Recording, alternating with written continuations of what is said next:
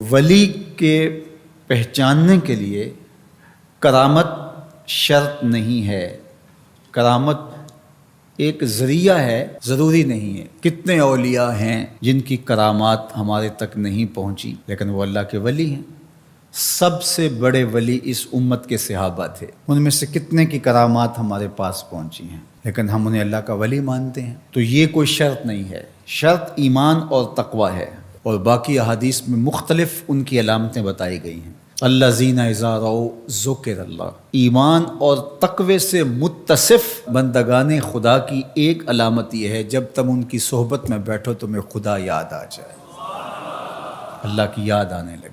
تو کرامت معیار ولایت نہیں ہے اور شرط ولایت بھی نہیں ہے۔ تھوک کے حساب سے مارکیٹ میں بہت سارے لوگوں کی جعلی کرامات موجود ہیں، تو اولیاء کے لیے ہم عقیدت اور محبت کے جذبات رکھتے ہیں تو پھر مارکیٹ میں 2 نمبر بھی اس کا آئے گا۔ اور ہمیں پتہ ہے غذائی اجناس سے لے کر کے ادویات تک اور دیگر ضروریات زندگی تک کہ اصل کیا ہے اور نقل کیا ہے، تو ہمیں اس میں بھی غور و فکر کرنا چاہیے کہ اصل کیا ہے اور نقل کیا ہے، نہ یہ کہ ہم چند بدطینت لوگوں کی وجہ سے حقیقت کا انکار کر دیں۔ تو آج بھی کچھ لوگ ہیں جو کہتے ہیں جی چھوڑو، ہم نہیں مانتے کرامتوں شرامتوں کو، اس طرح کے لفظ بولتے ہیں، جبکہ کرامت کا من حیث الکرامت انکار کفر ہے۔ اگر کوئی کہے میں کرامت کو ہی نہیں مانتا تو یہ کفر ہے۔ وہ کرامتیں جن کا بیان قرآن مجید میں موجود ہے، جس طرح آصف بن برخیہ کا تخت بلقیس لانا، حضرت مریم سلام اللہ علیہا کے حجرے میں بے موسم پھلوں کا آنا، اصحاب کہف کا 300 سے زائد سال کا عرصہ سوئے رہنا کھائے پیے بغیر، اور رب ان کی کروٹیں بھی بدلتا رہا، یہ قرآن میں مذکور ہے۔ تو اس کا انکار بھی کفر ہے، قرآن کا انکار لازم آتا ہے۔ اگر کسی کرامت کا بیان حدیث متواتر میں ہو تو اس کا انکار بھی کفر ہے، لیکن ایسی کوئی کرامت نہیں جس کا ذکر حدیث متواتر میں ہو۔ البتہ احادیث مشہورہ اور احادیث احاد میں کرامات کا بیان موجود ہے، تو ان کا انکار بھی گمراہی ہے۔ جس طرح وہ 3 لوگ جو غار میں پھنس گئے تھے، انہوں نے پھر دعائیں کی اور پتھر ہٹا، جریج کا واقعہ موجود ہے، صحابہ کی کرامات موجود ہیں، حضرت عمر کے رکے سے دریائے نیل کا چلنا، اس طرح جو مسلمہ بزرگ ہیں ان کی کرامات کا انکار کرنا محرومی ہے۔ لیکن یہ بات بھی ذہن میں رکھے کہ کرامت اللہ کی طرف سے بندے کو دی جانے والی ایک عزت ہے، لیکن ولی کی زندگی کا مقصود رضائے الہی کی طلب ہے، کرامتوں کی طلب نہیں۔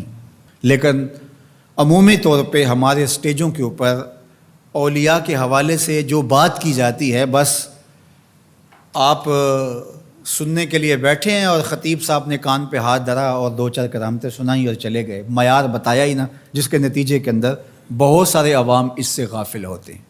میں اللہ کا شکر ادا کرتا ہوں کہ ہم نے ہمیشہ اس بات کا التزام کیا ہے کہ لوگوں کے سامنے پوری تصویر رکھیں، کیونکہ مجھے اس بات کا احساس ہے کہ آپ لوگ کتنی محنت کر کے کہاں کہاں سے چل کے آتے ہیں، پورے پاکستان میں بلکہ پوری دنیا میں ہم جہاں گئے ہیں، ہمارے سامنے جو لوگ آ کے بیٹھتے ہیں زیادہ تر طبقہ باشعور لوگوں کا ہوتا ہے، تو پھر ہماری ذمہ داریاں اور زیادہ بڑھ جاتی ہیں کہ ہم جو ہے وہ ان کے سامنے وہ بات کریں جو بات کرنی چاہیے۔ اس منبر سے آپ کو وہ چیز نہیں ملے گی جو عوام کی ڈیمانڈ ہوگی، وہ چیز ملے گی جو عوام کی حقیقی ضرورت ہوگی۔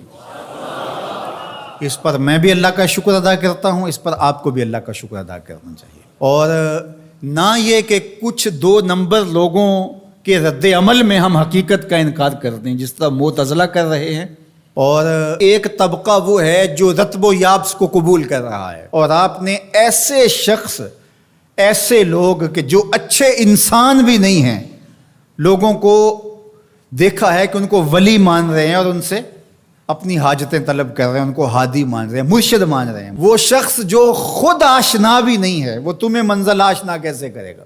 میں کتنے لوگوں کو جانتا ہوں جن کو فہم دین ہی میسر نہیں ہے. یہ میں ان لوگوں کی بات نہیں کر رہا جو منہ دراز ہیں اور بالکل ننگ دھڑنگ ہیں، ان کی بات نہیں کر رہا. جو بظاہر حلیے میں بھی ہیں ان کا فہم دینی ناقص ہے. کتنے ایسے علماء کو جانتا ہوں ان کی توحید کا تصور ناقص ہے. تو یہ بدبختی ہوتی ہے. اب وہ کیا کسی کی رہنمائی کریں گے؟ جو خود ڈوب رہا ہے وہ کسی کا ہاتھ کیسے پکڑے گا؟ لیکن عوام ظاہر ہے ان کے گرد آئے اور ان کا کاروبار چمک رہا ہے، اور کرامتیں ہیں کہ تھوک کے حساب سے بنتی ہیں، اور پھر اس کی مارکیٹنگ کرنے والے بھی ہوتے ہیں، اور پھر اسی بنیاد پر ہی جو ہے وہ ان کا سارا سلسلہ چلتا ہے. اللہ کے ولی یہ نہیں چاہتے کہ ہماری کرامات ظاہر ہوں اور لوگ ہماری طرف لپکیں ہماری کرامت کی وجہ سے. یہ نہیں ہے. الکرامات حیض الرجال. جس طرح عورتیں ایام مخصوصہ کو چھپاتی ہیں، اللہ کے ولی بھی چھپاتے ہیں. وہ نہیں چاہتے کہ ہم اس حوالے سے جو ہے وہ پہچانے جائیں. باقی دور موجود کے اندر کسی صالح متقی شخص کی کوئی ایسی بات سامنے آئے تو شریعت کے میزان پہ پرکھا جائے. اگر وہ شریعت سے متصادم نہیں ہے تو مان لینے میں کوئی حرج نہیں ہے. لیکن اگر کسی کی سمجھ میں نہیں بھی آتا تو فرق نہیں پڑتا. لیکن کسی ولی سے کوئی دشمنی نہ رکھے. جو کسی ولی سے دشمنی رکھے تو اللہ فرماتا اس کا میرے ساتھ اعلان جنگ ہے، تو وہ پھر شخص محروم کر دیا جاتا ہے.